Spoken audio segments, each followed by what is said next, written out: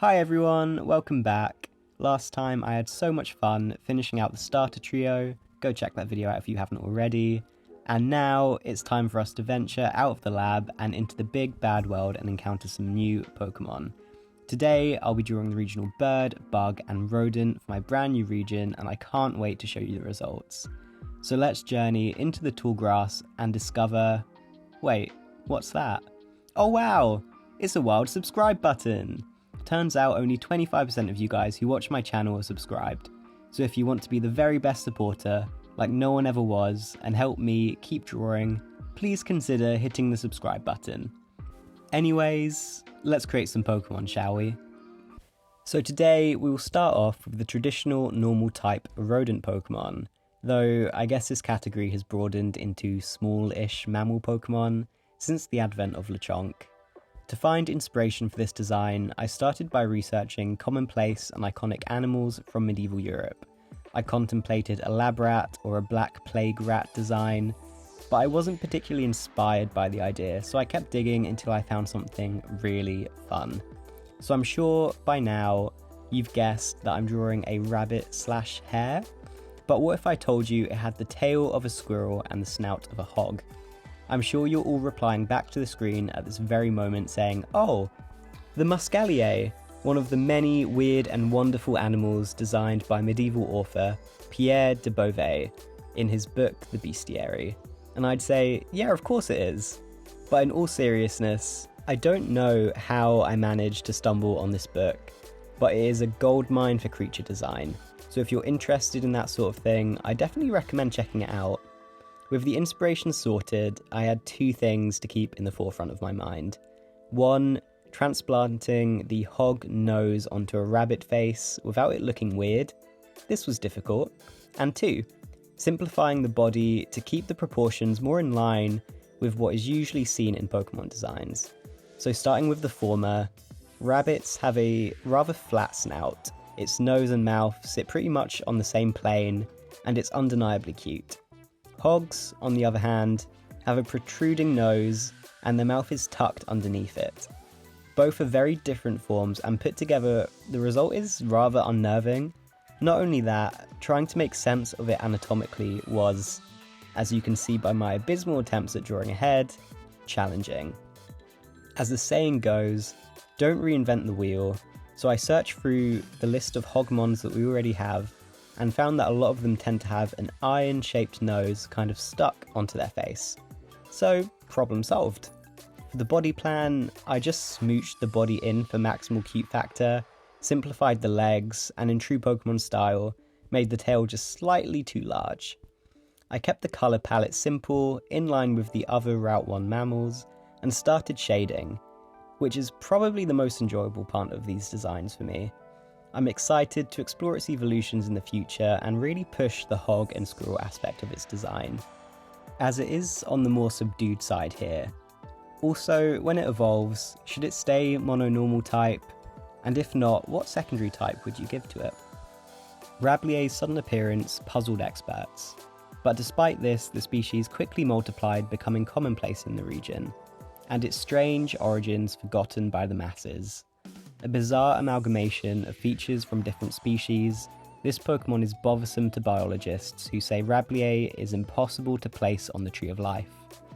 Theories abound suggesting gene splicing experiments all the way back in the days of the plague, yet no records validate these claims. Moving on, the next Pokemon on the list is the regional bird.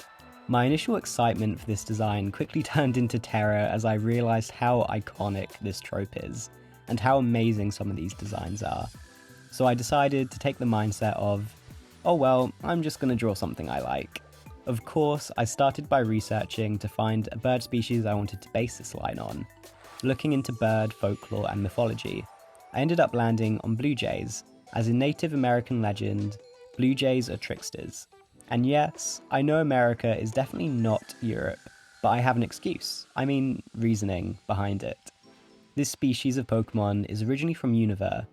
When explorers from my region sailed the seas and discovered this vast, strange land, they were absolutely taken with the blue jay Pokemon's deep blue plumage, something unseen in my region.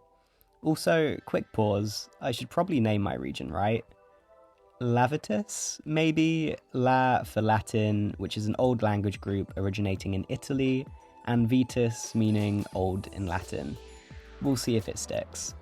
Anyways, some blue jay Pokemon were captured by explorers and brought back to Lavitus, where they proliferated and became a common sight throughout the region. Right, anyways, getting back on track, I'm going full tricks to blue jay for this line. Starting with the first stage, the goal is to make it relatively round and cute, with just a little hint at what's to come. I found some blue jay hatchling references and found one with a dark ring of feathers around its neck. It reminded me of a scarf that a burglar might wrap around their face, so we're going with that to hint at its tricky nature. I also posed its body turned away from the viewer as another hint of deception. From that point, it didn't take too long to get a body plan down for this design. Just a lot of adjusting when it came to roundness to try and up the cuteness factor a little bit, and it was on to the patterning. Blue jays have a very interesting pattern, a lot of squares of colours and lines, and I obviously wanted to incorporate that into my design, but it's a stage 1 Pokemon, meaning I needed to keep it simple. I started out with a repeating diamond pattern before ending up with zigzags, which I can build upon in further designs. I played around with the face detailing a lot and ended up very happy with the little black mark around its eye that kind of looked like a scar. Personally, I think this is a really cute start to the line, and it has a lot of potential moving forward. I think maybe it can end up as a dark flying type in the future, maybe? Jestling was introduced to the region by explorers from Univers, but while temperature changes in Univers saw the native population going extinct, Jestling thrived here, a little too well. This mischievous bird is attracted to shiny items, performing charming tricks to distract victims while it slyly steals valuables like jewellery and coins.